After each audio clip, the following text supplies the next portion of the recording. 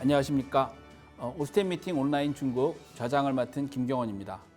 코로나19 사태로 인해서 전 세계가 많은 혼란과 또 여러 가지 난제 속에서 다양한 노력을 통해서 새로운 변화를 모색하고 있습니다.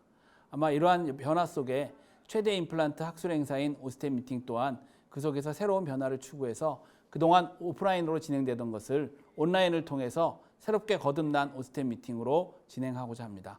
최근 임상 트렌드부터 다양한 수식까지 양질의 강의와 학술 행사를 온라인으로 언제 어디서든지 만나보실 수 있습니다.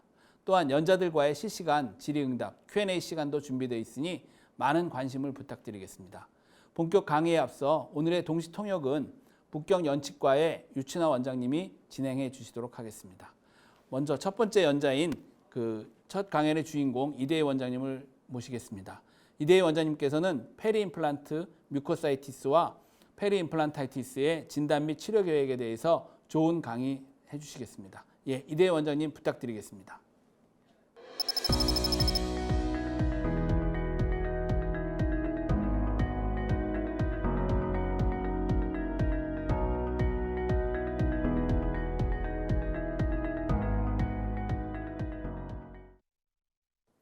안녕하세요. 오스템 미팅 온라인 중국 첫 번째 강의를 맡은 이대희입니다. 제 오늘의 강의 주제는 페리임플란트 뮤코사이티스와 페리임플란타이티스의 진단 및 치료 계획에 대해서 말씀드리도록 하겠습니다. 다들 아시다시피 임플란트 지지 보철물의 누적 생존율은 90% 이상이 된다고 알려져 있습니다. 하지만 저는 이러한 누적 생존율이란 것을 별로 신빙하지 않는데요. 왜냐하면 마치 이런 케이스처럼 좀 있으면 빼야 되는 이러한 임플란트 지지 보철물이지만 사실 이때 이전에 체크를 하면은 생존율이 100%인 거죠. 그래서 저는 이러한 누적 생존율보다는 사실 컴플리케이션이 없는 그러한 생존율이 더 맞지 않는가라는 생각을 갖고 있습니다. 구다크레이의 논문 보고에 의하면은 컴플리케이션을 이분은 6가지를 나눠놨는데 서지컬 컴플리케이션과 그리고 테크니컬 컴플리케이션, 보철적인 컴플리케이션에 대해서 이렇게 설명이 되어 있습니다. 아일랜드의 임플란트학과의 피에터슨 교수는 2012년 COIR 논문에 5년 후에 바이올로지 컴플리케이션과 그리고 테크니컬 컴플리케이션에 대해서 말씀하셨는데 보통 3분의 1 이상이 컴플리케이션이 있고 컴플리케이션이 없는 사람이 3분의 2라는 것이죠. 꽤 많은 양의 컴플리케이션을 볼 수 있겠습니다.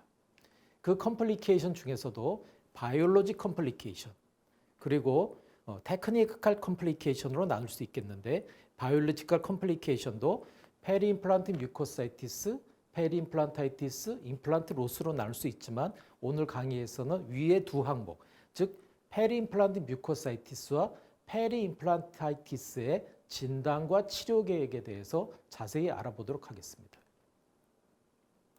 첫 번째 주제는 페리임플란트 뮤코사이티스에 대해서입니다. 페리임플란트 뮤코사이티스라고 하는 것은 마치 진지바이티스와 같이 서포팅 본의 로스가 없이 소프트 티슈에 인플라메이션이 있는 가역적인 그러한 반응을 말하고 페리임플란타이티스는 서포팅 본의 로스를 동반한 인플라메이터리 프로세스라고 그렇게 알고 계시면 되겠습니다. 그리고 페리임플란트 뮤코사이티스는 서커스 프로빙을 할 때 서커스 뎁스가 보통 4mm 언더라고 생각하시면 되겠고 BOP 즉 블리딩 어폰 프로빙인데요. 프로빙을 할 때 서커스 내에서 블리딩이 보이는 그러한 현상을 말씀드릴 수 있겠습니다. 대부분 프로빙을 할 때는 임플란트는 자연치와는 달리 약 반 정도의 힘으로 프로빙을 하는데 자연치는 0.5N, 임플란트는 약 0.25N 정도로 프로빙을 하는데 왜냐하면 굉장히 자연치의 뮤코살 실보다 얇기 때문이죠. 그리고 여기서 보시다시피 자연치와 임플란트는 바이올로직 위드스가 약간씩 틀린데요. 자연치에 비해서 임플란트 쪽은 이 임플란트에 붙어 있는 그러한 소프트 티슈가 접촉되어 있는 소프트 티슈의 하방이 정셔널 에피세리움이 없고 또한 얇은 한 50에서 100 마이크론 정도 되는 덴스한 파이브로스 티슈로 되어 있는데 이쪽엔 정셔널 에피세리움이 없기 때문에 조금 아주 세게 프로빙을 하면은 약간 프로브가 보온까지 내려가서 그것이 파괴되기 때문에 아주 얇은 힘으로 약한 힘으로 하라는 것이죠. 또한 그렇기 때문에 이러한 임플란트를 둘러싼 이러한 소프트 티슈는 자연치에 비해서 약간 부족한 impaired defense 시스템을 가지고 있다라고 말을 할 수 있겠습니다. 프로빙을 할 때도 메탈 프로브를 쓰기보다는 간혹 가다가 리치랩이나 이런 것들이 있을 수 있기 때문에 보철물의 디자인에 따라서 밴더블 되는 즉 휠 수 있는 플라스틱 프로브를 가지고 프로빙을 하는 것이 좋겠습니다. 프로빙을 하고 났을 때 약 4mm 이상으로 프로브가 들어간다면 그것은 골소실을 동반했기 때문에 페리임플란타이티스로 진단하기가 쉽고 4mm 언더라면은 페리임플란트 뮤코사이티스로 진단할 수 있겠습니다.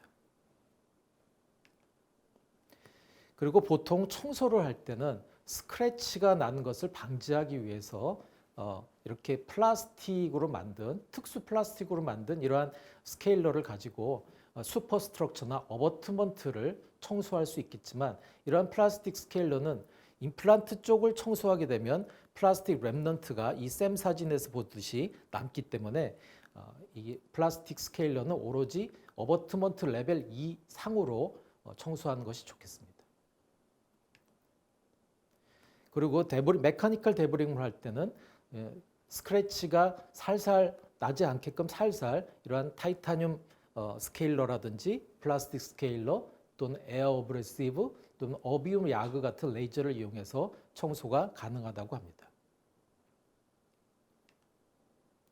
또는 저는 그냥 이 프록사 브러쉬를 이용해서 이 클로로엑시드를 묻혀서 청소를 하고 그리고 환자한테도 그것을 교육시키면 약 2주 정도의 리콜 체크 시 많이 서브사이드 되는 것을 경험합니다.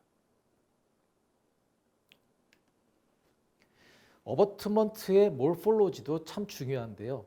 처음에 우리나라의 모든 임플란트 업체에서 이렇게 어버트먼트가 나왔을 때는 처음에는 대부분 벌키하게 약간 볼록한 그러한 형태가 나왔습니다. 가운데처럼.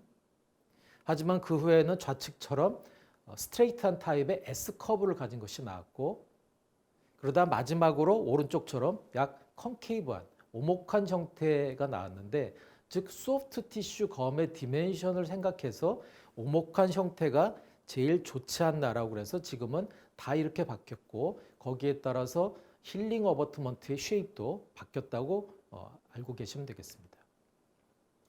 즉 제일 왼쪽처럼 볼록하거나 가운데처럼 스트레이트하면서 S커브를 가진 것들은 별로 좋지 않고 사실은 오른쪽처럼 컨케이브하면서 보철물로 올라갈 때 너무 어브럽트하지 않게 급격히 올라가지 않으면서 완만하게 올라간 형태가 제일 좋다라는 것이죠.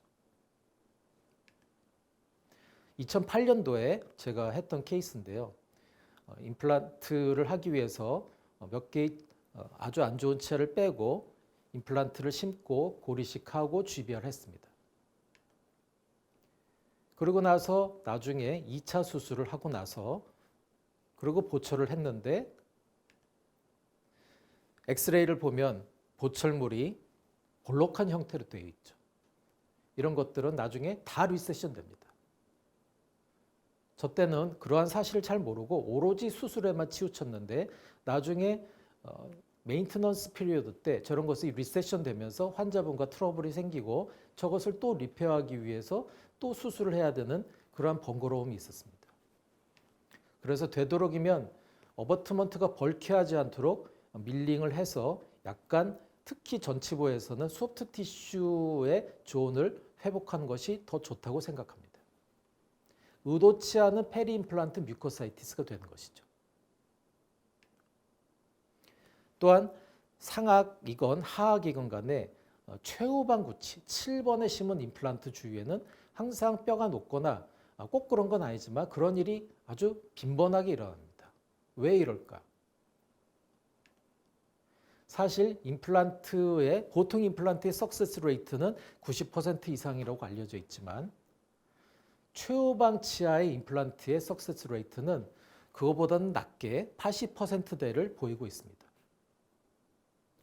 물론 최후방 치아에 힘이 집중되고 또한 세메노시도 있을 수 있고 브릿지인 경우 또 여러 가지 환자가 플라 컨트롤을 잘 못하는 그러한 여러 가지 어려움이 있지만 아까 피에터슨 교수가 말했던 그러한 2004년에 그러한 저널을 보시면요. 누적 생존율이 싱글 임플란트가 제일 많고 그 다음에 보시면 제일 안 좋은 것이 임플란트와 자연치를 연결한 것인데 5번과 7번을 연결한 임플란트 86.7%보다 캔틸레버 브릿지 5번, 6번의 임플란트 심고 7번을 캔틸레버한 것이 더 누적 생존율이 높다는 것이 좀 의아하죠. 왜냐하면 7번을 저렇게 캔틸레버하는 것이 바로 케라티나의 티슈와도 연관이 있다는 것을 의미하고 있습니다. 그래서 저는 임플란트를 특히 하악 7번이든 상악 7번에 최후방 치아에 심을 때 특히 7번의 디스탈에 케라티나의 티슈가 없을 때는 임플란트를 심을 때 많은 생각을 하고 심게 됩니다. 심고 나서 2차 수술을 할 때라든지 심으면서 힐링 어버트먼트를 넣는 트랜스뮤코살 서저리를 할 때는 특히 최후방 치아에 케라티나의 티슈가 있도록 라테랄 슬라이딩 플랩을 한다든지 하는 등의 여러 가지 배려가 필요하고 안 그러면 디스탈 쪽을 수프라 마진으로 해서 그것을 상쇄시켜야 되는 것이죠. 아예 처음부터 임플란트를 심을 때 최후방 치아에 케라티나의 티슈가 없다면 약간 당겨서 전방으로 당겨서 심는 것도 좋은 방법이라고 생각합니다. 그래서 그냥 임플란트를 심을 때 메지오 디스탈 간의 관계만 생각하고 교환만 생각하고 심으면은 그것은 완전히 요리책을 보고 요리하는 것과 똑같다고 생각합니다. 최후방 치아에 케라티나의 티슈를 생각하면서 약간 전방으로 당길 수도 있다는 것이죠. 이런 것들이 임플란트 지지 보철물의 페리임플란트 뮤코사이티스, 나아가서는 페리임플란타이티스에도 지대한 영향을 미친다고 생각합니다. 대부분 이러한 페리임플란트 뮤코사이티스는 대부분 넌 서지컬 세라피, 즉 플랩을 열지 않고 하는 그러한 치료에 잘 반응을 한다고 합니다. 왜냐하면 뼈에는 본 로스가 없기 때문이죠. 하지만 가끔 가다가 타이밍을 놓치면 어쩔 수 없이 서지컬 세라피, 즉 플랩 서저리를 해야 되기도 합니다. 이러한 넌 서지컬 세라피를 할 때는 여러 가지 가글이라든지 또는 이러한 미노사이클린 오인트먼트 등이 보조제지만 중요한 역할을 하고 큰 효과를 발휘한다고 합니다. 그래서 이런 것들을 페리임플란트 뮤코사이티스 때 어큐트 인플라메이션을 서브사이드 하기 위해서 잘 사용하고 있는 편입니다.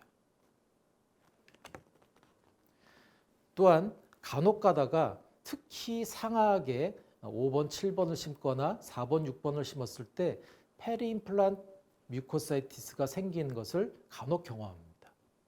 좀 빈번하게 생기는 것 같습니다. 6번, 7번에 임플란트를 심었는데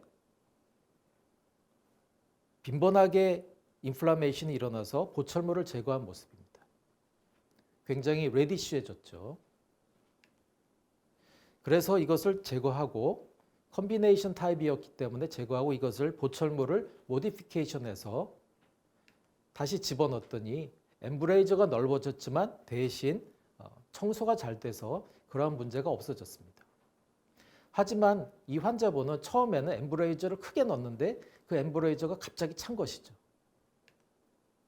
대부분 셀프 클린싱이 안 되는 것은 엠브레이저를 작게 만들어서라기보다는 물론 그런 이유도 있겠지만 협측과 설측의 엠브레이저의 높이 차이가 있을 때는 이러한 셀프 클린싱이 안 됩니다. 설측해서 넣어야지만이 협축으로 나오는데 환자분들은 특히 노인분들은 이것을 잘 구현을 못하죠. 즉 하이트 디퍼런스가 인터덴탈 파필라에 있어서 그런데요. 이런 것들은 대부분 제거하고 나면 보철물을 이렇게 엠브레이저가 서로 교통이 안 돼 있는 경우들이 대부분입니다. 왜 이럴까요? 대부분 발치를 하고 나면 버칼본은 흡수가 빨리 오고 링구알본, 팔라탈본은 흡수가 더디 오는 그러한 번들본 시오리 때문에 팔라탈 쪽이 아직 뼈가 많기 때문에 따라서 준지바도 아직 유지가 되는 경우가 많고요. 이 번들본 시오리는 잘 알고 계시죠?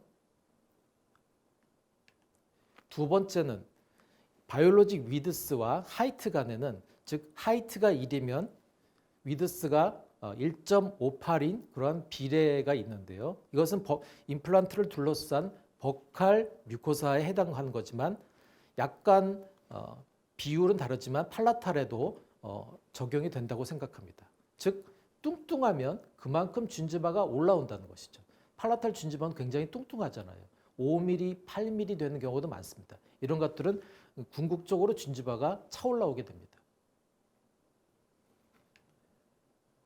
또한 어버트먼트도 중요한 역할을 하는데 어버트먼트는 대부분 타이타늄이고 또한 보철물은 대부분 지르코니아이기 때문에 이러한 타이타늄과 지르코니아에는 이러한 준지바가 100% 어드이전하기 때문에 보철물을 타고 올라오는 경우가 많습니다. 팔라탈 쪽에서.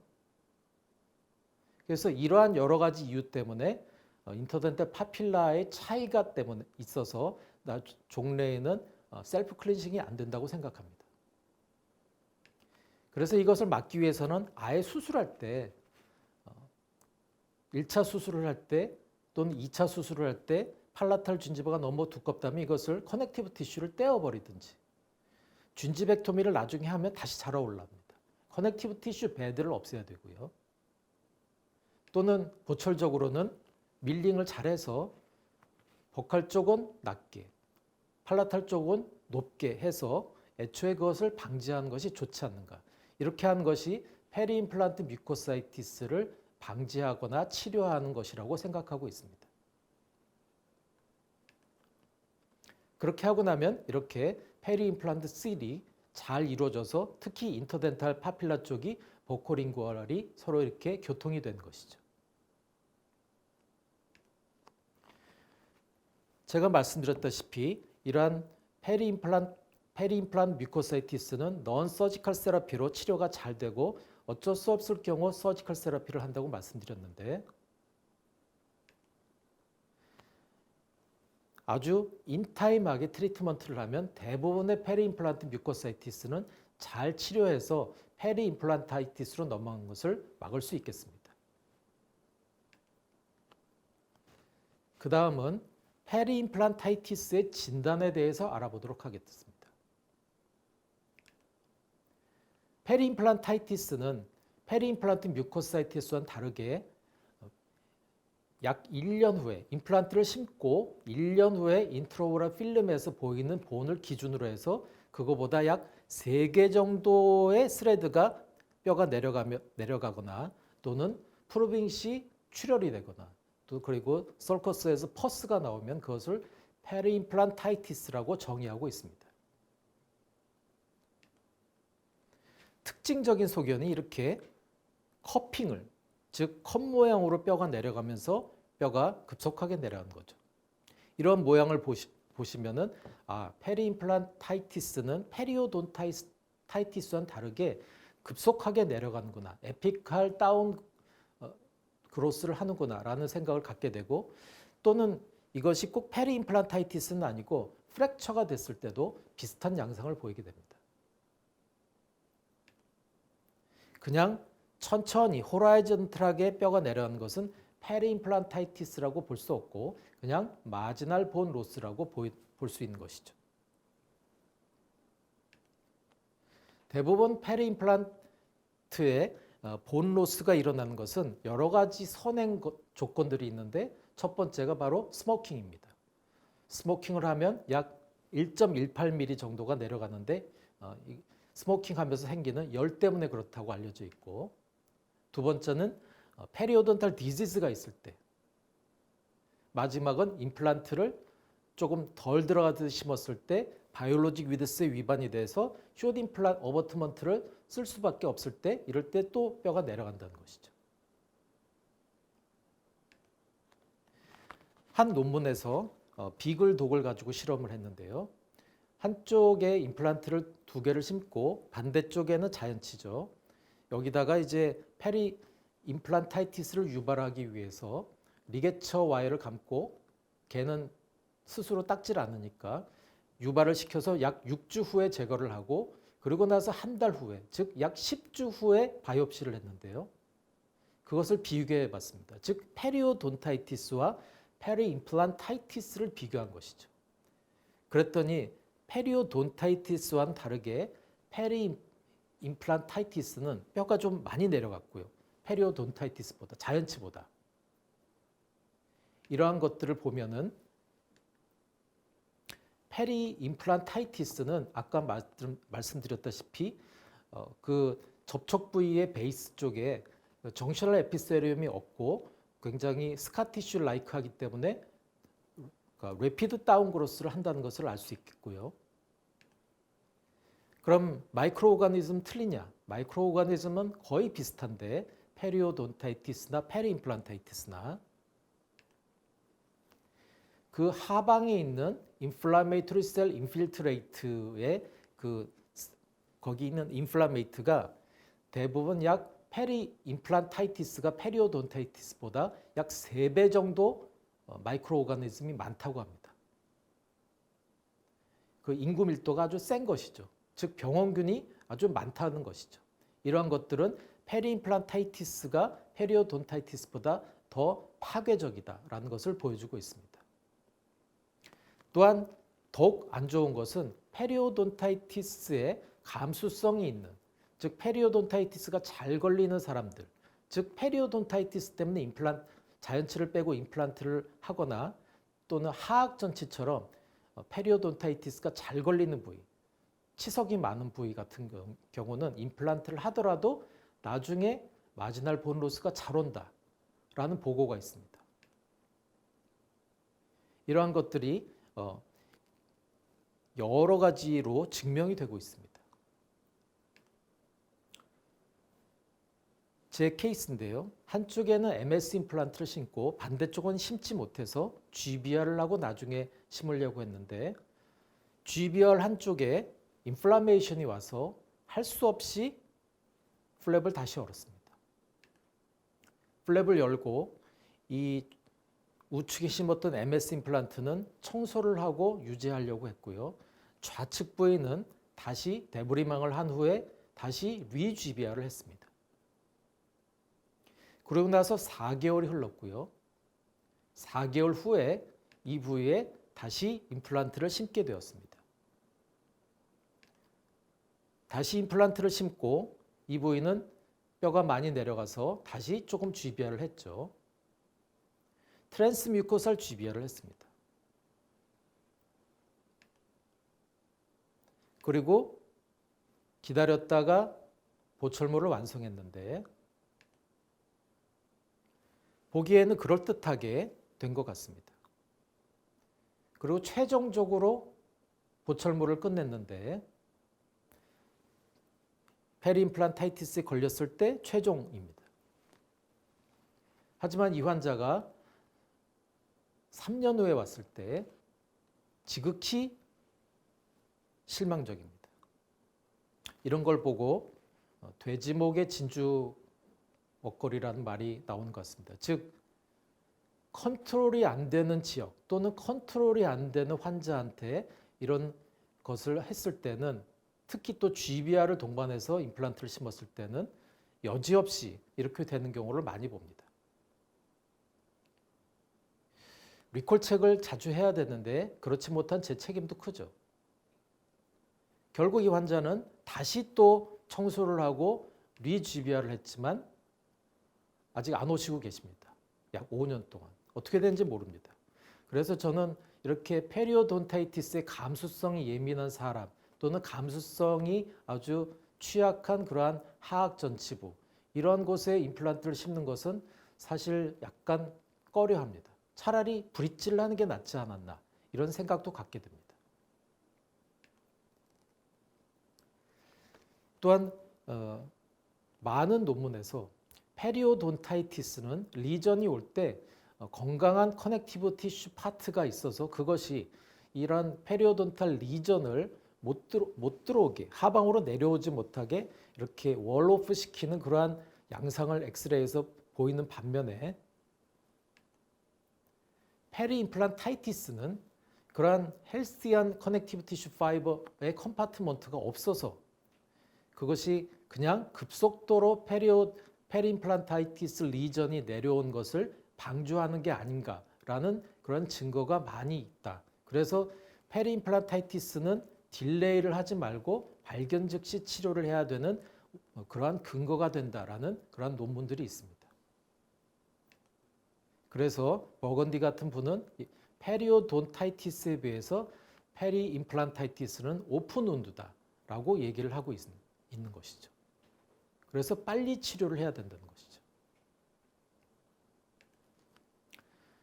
일단 페리임플란타이티스의 진단이 내려지면은 원인을 살펴봐야 되는데요. 말포지션, 시멘트 랩넌트, 푸어 오럴 하이진, 테크니컬 폴트 여러 가지 것들이 있겠습니다. 다 페리임플란타이티스의 원인이 된 것이죠. 이런 것을 보면은 이러한 것을 고쳐야지 그것이 해결된 것이죠. 특히 시멘트 랩넌트 같은 것도 역시 페리오돈타이티스의 감수성이 있는 분한테 시멘트 랩넌트가 있으면 100% 페리임플란타이티스가 걸리고 그렇지 않은 사람한테도 역시 시멘트 유지형 보철물을 했을 때는 약 3분의 1 정도 이상이 페리임플란타이티스로 이행될 수 있기 때문에 굉장히 조심해야 된다라고 논문에서 말을 하고 있습니다. 세 번째는 페리임플란타이티스 치료는 그럼 어떻게 하느냐? 일단 원인을 알아야겠지만 일반적인 치료는 대부분 거의 통일되어 있습니다. 그런데 문제는 페리임플란타이티스 치료는 고를 재생하는 데 있지 않고 인펙션을 컨트롤해서 더 이상 그 병이 진행되지 않도록 하는데 그 목적이 있다는 것이죠. 즉 리제너레이션이 아니라 병의 인펙션을 차단하는데 그 목적이 있습니다. 순서는 다음과 같습니다.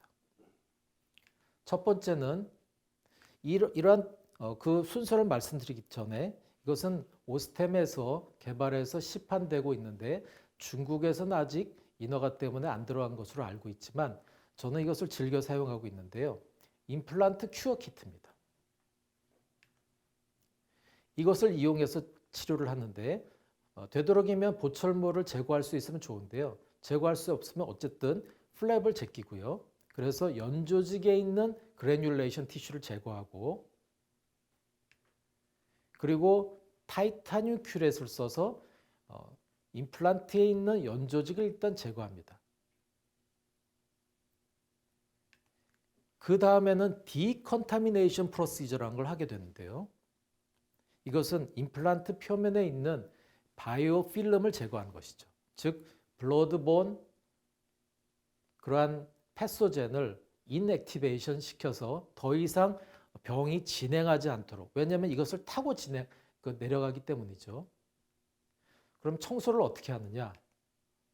청소를 어떻게 하느냐는 여러 가지 방법들이 제시되어 있는데 많은 분들이 어떠한 것도 효과적이지 않다. 그 말은 다 똑같다는 것이죠. 열심히 잘 닦으면 된다는 겁니다. 하지만 같은 시간 내로 어떤 것이 효율적이냐를 따지면 여러 가지 것들 중에서 저는 바로 이러한 타이타늄 브러쉬를 이용하는 것이 조금 효과적이지 않은가라고 생각하고 있습니다. 아까 IM 큐어 키트에 나왔던 스마트 브러쉬 1인데요. 1200rpm으로 보통 이것을 사용하게 되어 있고요. 일회용입니다. 또는 보철물을 벗겼다면 이것은 스마트 브러쉬 타입 2인데 이것은 약 5회 정도 사용할 수 있다고 하는데 이것은 서컴퍼런셜하게 동시에 청소를 할 수 있는 것이죠. 보철물을 제거하지 못했을 때는 스마트 브러쉬 1을 쓰는 게 좋겠습니다. 그리고 나서 마이크로하게는 약 경도가 픽스처보다 조금 센 그러한 이러한 그 초음파 스케일러를 이용해서 약 그 마이크로 브러쉬보다 조금 더 이것은 마이크로하게 청소를 한다고 생각하는데요. 나사산 한 개당 30초 정도로 약간 청소를 해주게 되겠습니다. 이렇게 청소를 해주게 되면요, 거의 스무드 서피스처럼 되는 것이죠. 러프 서피스가 벗겨지는 것이죠. 이렇게 하면은 디컨타미네이션을 메카니컬하게 했다고 생각할 수 있겠습니다. 이러한 여기에 대해서 많은 논문을 낸 프랑크 슈바르츠의 논문인데요. 특히 오른쪽에 제일 오른쪽에 보시는 것과 같이 서컴페런셜하게 있는 이러한 디펙트는 청소하기가 어렵죠. 여기 어프로치가 안 되니까 잘. 이런 것들은 디컨타미네이션 프로시저를 완벽하게 해낼 수 없기 때문에 그럴 때는 이렇게 에어브러쉬 같은 것을 저는 사서 간혹 쓰고 있는데 이런 에어브러쉬로 마지막으로 마무리해 주는 것도 좋겠습니다.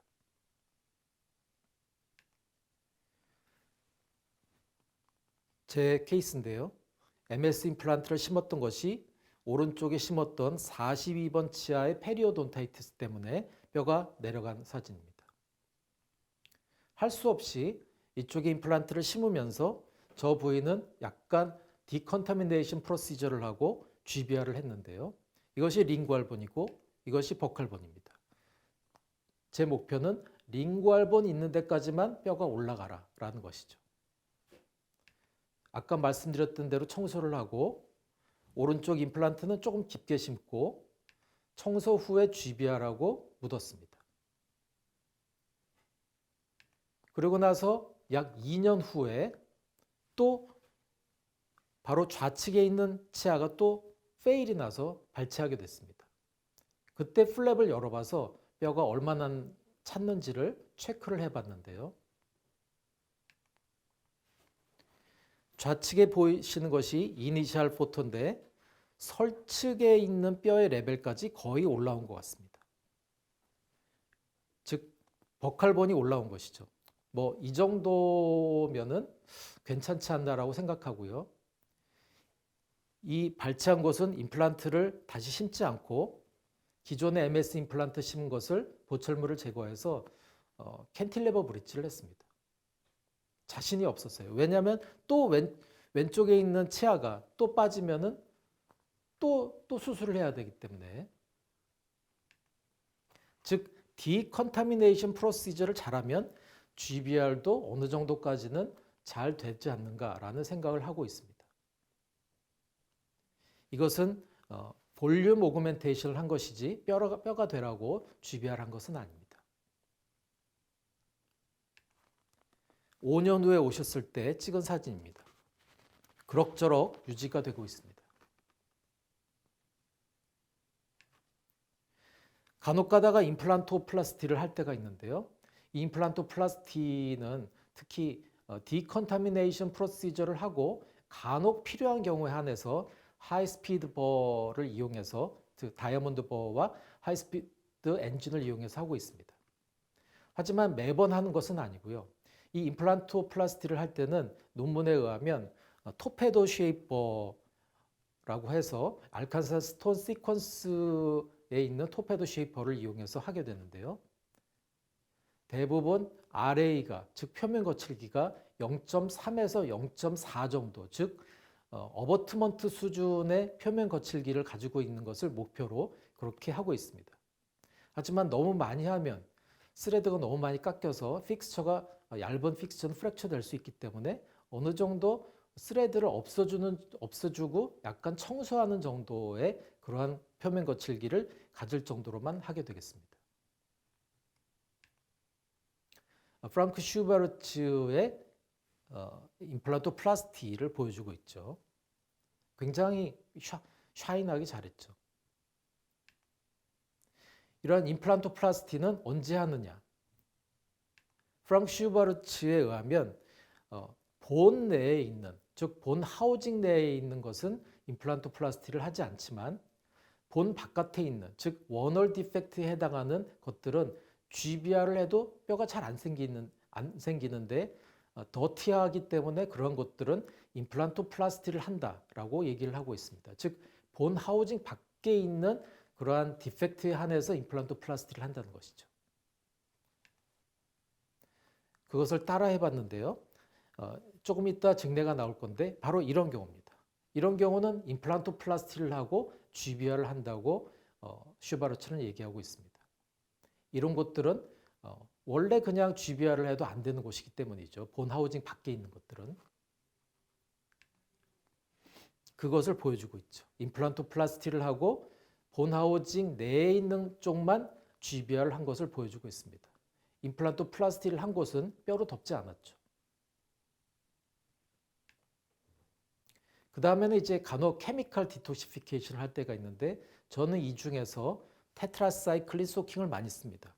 테트라사이클린이 보통 250ml니까 그 5분의 1인 50mg을 약 살라인 1cc에 넣고 좀 따뜻한 물에 넣어서 5분간 이렇게 꺼지에 적셔 넣으면은 그것이 케미컬 디톡시피케이션이 되는데요.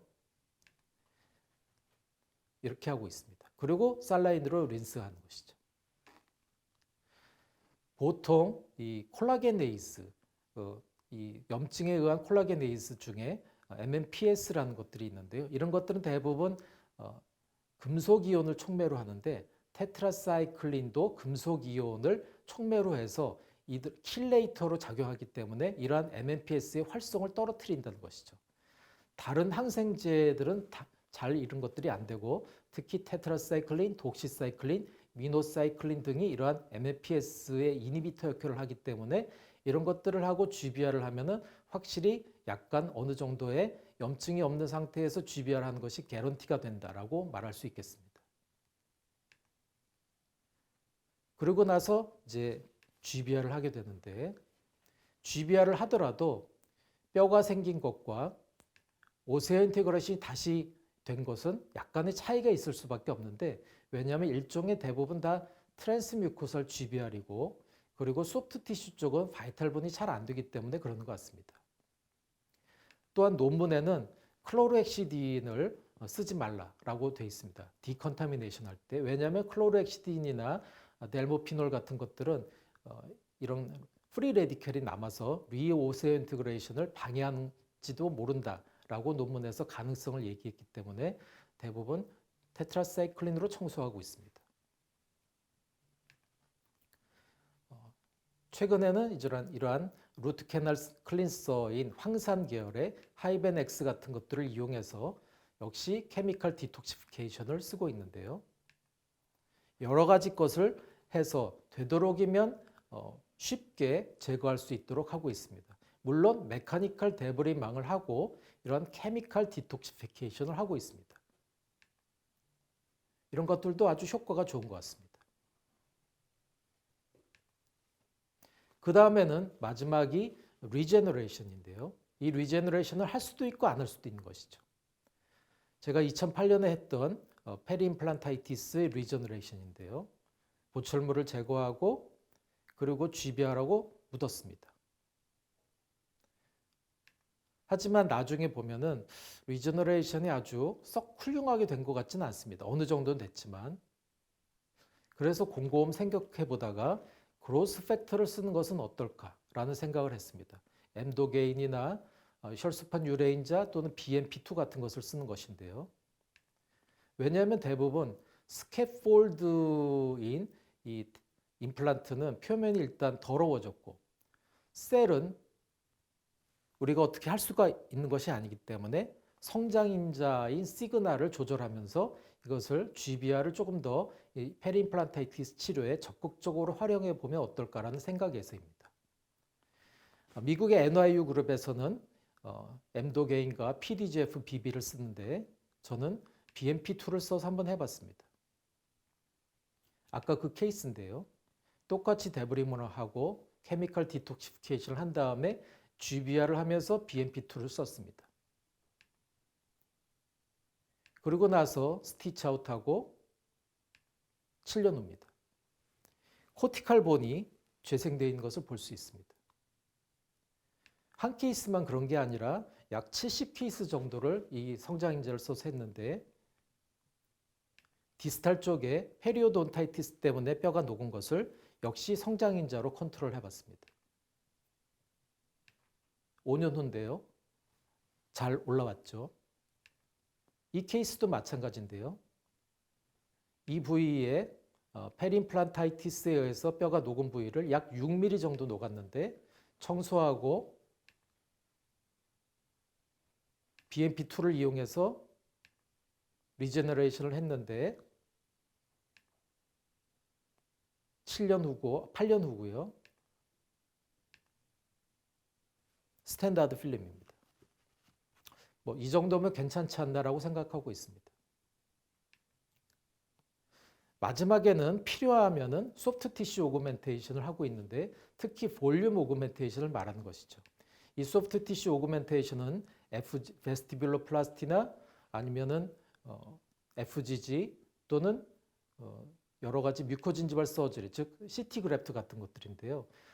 특히 이 케이스를 보면 처음부터 뼈가 녹았을 때 뼈를 먼저 하는 것이 아니라 머슬 풀링을 하기 위해서 베스티뷸로플라스티와 FGG를 해서 머슬 풀링을 없앤 후에 그 다음에 2, 3개월 후에 플랩을 열어서 고리식을 했더니 좋은 결과를 얻었습니다.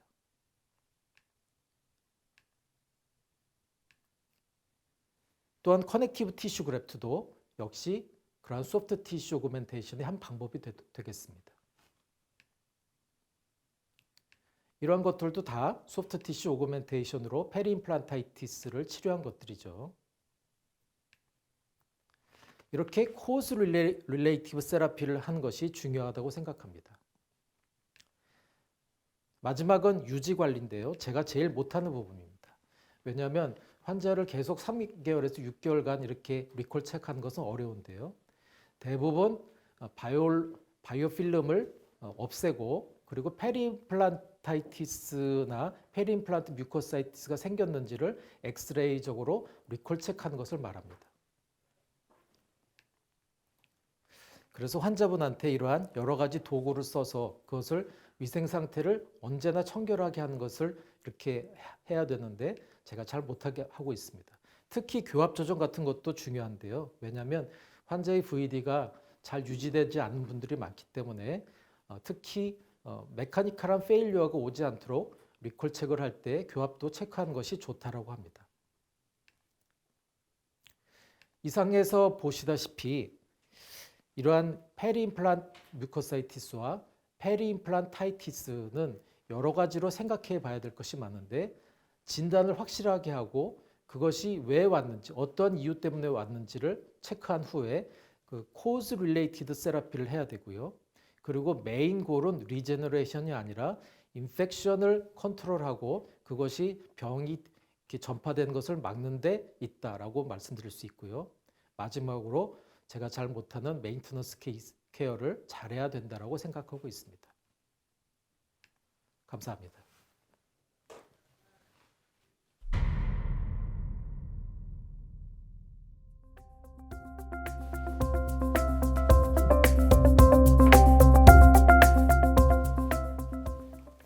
네, 이대희 원장님의 유익한 강의 아주 잘 들었습니다. 그럼 이제 이대희 원장님을 모시고 우리 오늘 말씀하신 페리임플란트 뮤코사이티스하고 페리임플란타이티스 치료하고 치료 계획에 대해서 한번 살펴보도록 하겠습니다. 예, 안녕하십니까 원장님. 안녕하세요. 먼저 사실 선생님께서 말씀하신 것 내용이 상당히 인상적이었습니다. 그러면서 그리고 또한 저희들이 그동안 오프라인으로 하다가 항상 했었는데 온라인으로 처음 오스템 미팅을 하게 됐는데 어떻게 처음으로 온라인 해보신 느낌이 어떠신지 한번 여쭙고 싶습니다. 온라인 강의는 몇 번 했지만 이렇게 오스템 미팅을 온라인으로 한 건 처음이라서요. 되게 어색했지만 색다른 경험이었습니다. 네. 특히 중국에는 항상 가서 오스템 미팅을 하고 그랬는데 그렇죠. 한국에서 해보니까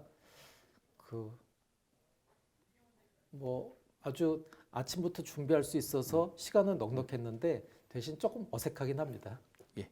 아마 앞으로는 좀 더 이러한 시간이 자주 있지 않을까, 앞으로 온라인 해야 되지 않을까 생각하고요. 네. 예, 그러면 우선 그 강의가 시작하면서 벌써 많은 질문이 쇄도하고 있습니다. 그래서 그만큼 이 주제에 대한 여러 선생님들의 관심이 아주 높은 것 같은데요. 과연 여러분들이 가장 궁금해하는 내용이 무엇인지 한번 지금부터 살펴보도록 하겠습니다.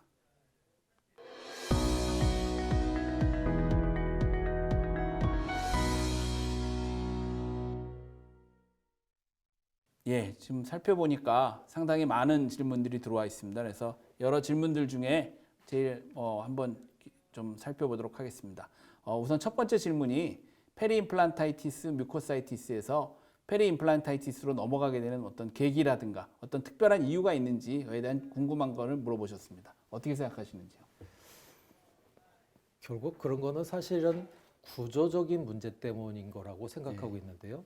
즉 임플란트와 컨택되는 연조직의 계면에 이 정션할 에피세륨이 없고 그 베이스 쪽은 또한 블러드 베슬이 없어서 스카티슈 같은 되게 디펜스 메커니즘이 안 좋은 조직인데 거기에 반복적이거나 해결되지 않는 염증이 계속되면 거기에 또 그러한 여러 가지 문제 때문에 사실은 구조적인 문제로 감염에 취약해서 결국에는 인타임으로 그것을 치료하지 않으면은 그렇게 갈 수밖에 없지 않나라고 생각하고 있습니다. 예, 결국은 페리임플란트 뮤코사이티스 때 적절한 치료를 한다면 네. 페리임플란타이티스를 막을 수 있지 않나 이렇게 생각이 됩니다. 예, 두 번째 질문 한번 살펴보겠습니다. 만성 치주염이 있던 환자에서 하악 전치부처럼 플라그 컨트롤이 제대로 잘 안 되고 침착이 잘 된다면 이러한 부위의 치아가 상실된다면 그럼 선생님께서는 과연 임플란트나를 할 것인지 아니면 또 다른 초이스로 브릿지를 할 것인지 어떻게 생각하시는지요? 그 어려운 문제인데요. 그게 한 개가 빠진 건지 또는 여러 개가 빠진 건지 아니면 옆에 치아가 건강한지 아니면 별로 안 건강한지에 따라서 다 틀릴 수 있겠는데 조금이라도 안 건강하다고 하면은 그 부위는 폰틱으로 남겨놓든지 아니면 차라리 다 빼고 임플란트를 한다든지 아니면은 그것도 안 되면은 차라리 브릿지를 하는 것이 더 좋지 않나라고 생각하고 있습니다. 그만큼 만성 치주염의 기왕력이 존재하면서 플라그 컨트롤이 안 되는 환자분은 임플란트 치료 없는 그 부위에 예후를 보장할 수가 없는 것 같습니다. 예, 결국은 그런 만성 치주염이 있고 정말 평소 구강 관리가 안 된다면 저희들이 임플란트 하기 전에 좀 더 많이 신중히 생각해야 되지 않을까 하는 생각이 드네요. 맞습니다. 예, 다음 질문 한번 또 보겠습니다. 지금 보면 그 다음 질문은 연조직의 퇴축 혹은 베스티블이 상실이 되면서 치조골의 상실도 일어난 임플란트 주위의 염에 있을 때 이러한 곳에 과연 연조직 처치와 경조직 처치를 모두 시행한다면 과연 둘 중에 어떤 걸 먼저 선행하는 것이 좋을까요? 질문이 다 어렵네요. 문제는 연조직의 상실 정도가 어느 정도이냐 또는 뼈에 있는 염증을 어큐트한 상태에서 서브사이드 시킬 수가 있느냐 그런 게 문제인데요. 만약 어큐트한 상태에서 서브사이드 시킬 수가 있다면 연조직 처치를 먼저 해서 그 다음에 머슬 풀링이나 그런 것을 없게 해놓고 그 다음에 플랩을 열어서 경조직 처치를 하는 게 올바른 스텝이라고 생각하는데요. 만약에 어큐트한 상태로 서브사이드를 시킬 수 없다면 먼저 플랩을 열어야겠죠. 어쩔 수 없지. 예, 알겠습니다. 아무래도 이런 연조직을 먼저 한 번 더 처치를 하고 적절한 염증이 없어진 후에 경조직을 회복해야 하는 것이 좋을 거라고 생각을 합니다. 그리고 또 다른 질문이 하나 있네요. 보니까 아마 중국에서는 테트라사이클을 구하기가 상당히 어렵다고 하네요. 그러다 보니까 이러한 케미칼 디톡시피케이션 할 때 테트라사이클린 외에 다른 항생제로 어떠한 것이 있을 수 있는지 추천 부탁드리겠습니다. 아마도 독시사이클린은 구할 수 있을 건데요. 아마 독시사이클린 보통 테트라사이클린은 250mg이지만 독시사이클린은 100mg 정으로 구입할 수 있는데 테트라사이클린 50mg을 사용하지만 독시사이클린은 반감기가 테트라사이클린에 비해서 길고 생물학적인 배리어를 잘 넘나들 수 있기 때문에 약 반 정도, 약 25mg 정도를 5분간 비슷하게 따뜻한 물에 넣어서 풀어가지고 꺼즈 소킹해서 사용하면은 비슷한 효과를 낼 거라고 생각합니다. 예, 사실 많은 질문들이 있는데 저희들이 또 시간 관계상 마지막 질문 하나 더 살펴보도록 하겠습니다. 아까 아마 그 원장님께서 마지막에 말씀하셨던 부분인 것 같아요. 페리 임플란타이티스의 경조직 회복하실 때 성장 인자를 쓰신 게 있는데 이 그로스 팩터에 대해서는 꼭 사용해야 되는지 어떻게 생각하시는지요? 사실 여건만 된다면 근처 치족으로 해서 플랩을 좀 넓게 열어서 오토본 콜렉터 같은 걸로 자가고를 채취해서 쓰면 제일 좋은 스캐폴드가 된다고 생각합니다.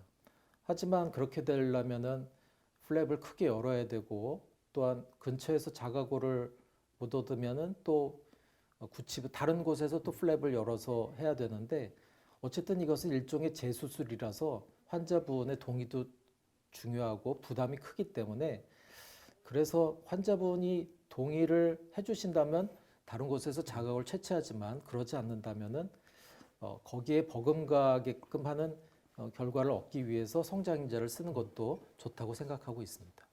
예, 원장님의 이렇게 차근차근 설명해 주시니까 좀 더 많은 궁금증이 풀리는 것 같습니다. 사실 아직도 많은 질문이 있긴 한데요.